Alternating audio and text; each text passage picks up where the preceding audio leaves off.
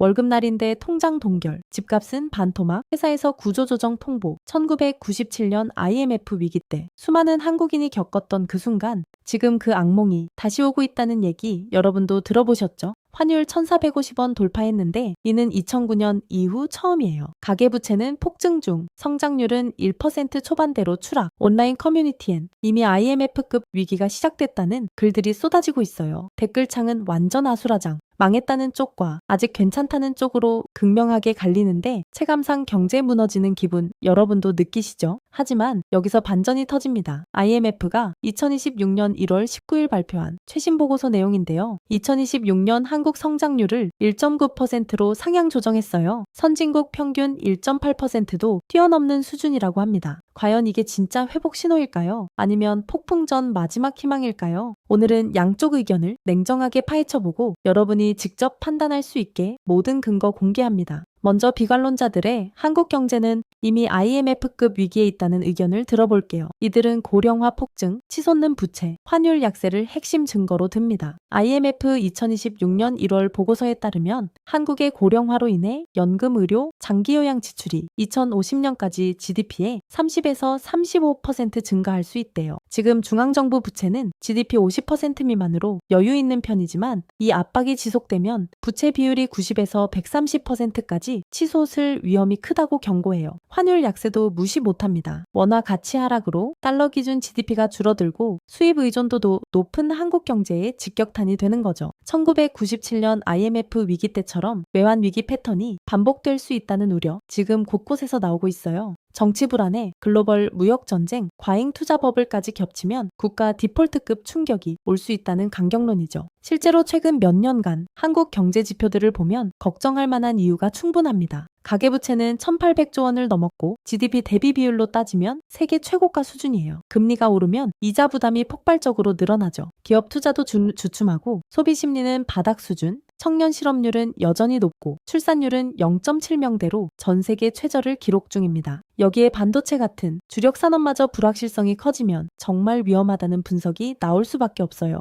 반도체는 사이클을 타거든요. 그런데 낙관론자들은 완전히 다른 시각으로 봅니다. 아직 회복 가능하다고 강하게 반박하고 있어요. 최신 IMF 전망이 바로 그 증거라는 거죠. 2026년 한국 경제 성장률 1.9%로 상향 조정됐잖아요. 2025년 1.0%에서 반등하는 거고 선진국 평균 1.8%를 웃도는 수준입니다. 주요 이유는 뭐냐? 글로벌 기술 사이클로 반도체 수출이 장기 호조이고 AI 투자 확대, 통화 재정 완화 정책 효과를 이야기해요. 재정 여력도 충분하다고 봐요. 고령화 압박은 있지만 노동 참여율 높이고 자원 배분 효율화하고 AI 도입 같은 구조 개혁으로 성장 둔화를 완전히 상쇄할 수 있대요. 과거 IMF 위기 때도 한국은 빠르고 효율적인 대응으로 빚을 조기 상환하며 극복했죠. 그 저력이 지금도 살아있다는 겁니다. 실제로 2025년 4분기 반도체 수출은 전년 대비 50% 이상 증가했어요. AI 칩 수요가 폭발적으로 늘면서 삼성과 SK하이닉스가 특수를 누렸죠. 정부도 적극적으로 움직이고 있어요. 반도체 육성법 통과시켰고 AI 국가 전략 발표했고 첨단 산업 세액 공제도 확대했습니다. 한국은행도 금리 인하 사이클에 들어가면서 부채 부담 완화 신호를 주고 있고 소비 심리 회복 조짐도 보여요. 게다가 한국의 외환 보유액은 4,200억 달러 이상으로 세계 9위 수준입니다. 1997년 당시와는 비교할 수 없을 만큼 튼튼하죠. 신용등급도 AA 등급 유지 중이고 국제 투자자들의 신뢰도 여전히 높은 편이에요.